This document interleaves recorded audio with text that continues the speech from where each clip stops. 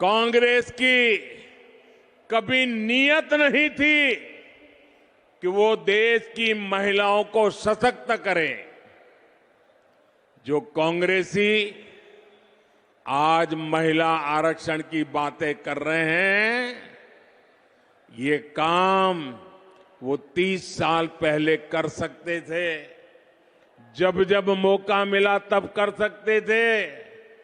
लेकिन सच्चाई ये है कि कांग्रेसी कभी चाहते ही नहीं थे कि महिलाओं को 33% आरक्षण मिले। आज भी अगर ये नारी शक्ति वंदन अधिनियम के समर्थन में आए हैं तो मन से नहीं आए, बल्कि ये आप सभी बहनों के दबाव के परिणाम सीधी लाइन में आए हैं। और इसलिए मेरी माताओं बहनों, आपको याद रखना है, मेरी हर बहन बेटी को याद रखना है, कांग्रेस और उसके घमंडिया साथी महिला आरक्षण के घोर विरोधी है। नारी को सशक्त करने के इतने बड़े फैसले को भी वो भटकाने में लगे हैं। जिन्होंने यूपीए सरकार के दौरान ये बिल रोका था, कांग्रेस के वही साथी उस पर अभी भी दबाव बना रहे हैं। इसलिए राजस्थान की बहनों को, देश की बहनों को बहुत सतर्क रहना है। मेरे परिवारजनों, राजस्थान तो गौरवशाली इतिहास और परंपराओं की भूमि है। यहां के कण कण में गौरव गाथाएं हैं। महाराणा प्रताप, महाराजा सूरजमल से लेकर राणा सांगा, राणा कुंभा तक, वीर दुर्गादास राठौर से लेकर गोविंद गुरु तक, मीराबाई, पन्ना धाय, रानी पद्मिनी से लेकर अमृता देवी, कालीबाई, कनबाबाई तक, ऐसे अनेक संतानों ने एक महान सनातन धरोहर हमारे लिए छोड़ी है। लेकिन कांग्रेस और उसके घमंडिया गठबंधन ने इस धरोहर के विरोध हल्ला बोल शुरू कर दिया है। इन्होंने घोषणा की है कि ये सनातन को जड़ से मिटा देंगे, हमारी पहचान को मिटा देंगे। कुछ वोटों के लिए तुष्टीकरण की पराकाष्ठा को राजस्थान का समाज अच्छे से समझ रहा है।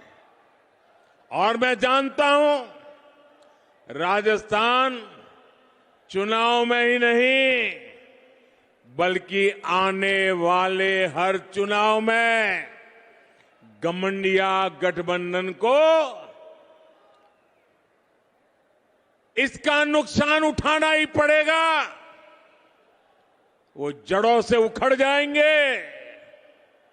मेरे परिवारजनों, राजस्थान के हर क्षेत्र में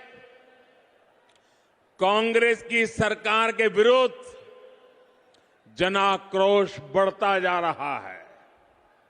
यहां की कांग्रेस सरकार युवाओं को अवसर नहीं, बल्कि सिर्फ धोखा दे सकती है।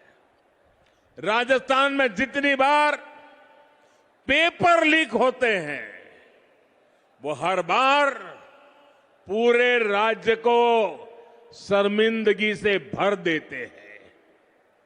यहां की कांग्रेस सरकार पेपर लीक माफिया को संरक्षण देती है। मैं आज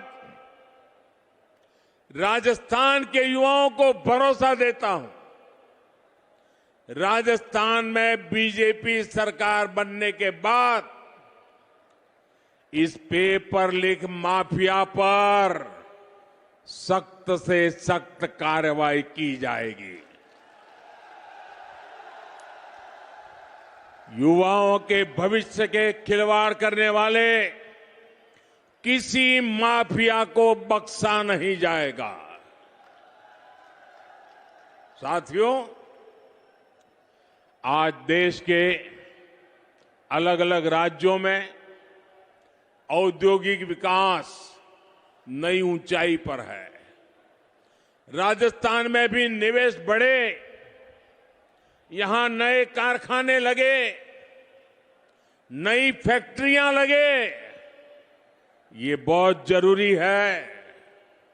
लेकिन जहां कदम कदम पर करप्शन हो, जहां लाल डायरी में काली करतूतें हो, हर कोई कट और कमीशन में व्यस्त हो, वहां कौन पैसा लगाना चाहेगा, कौन पूंजी निवेश करेगा? जहां सरेआम गला काटने की घटनाएं हो और सरकार मजबूर हो,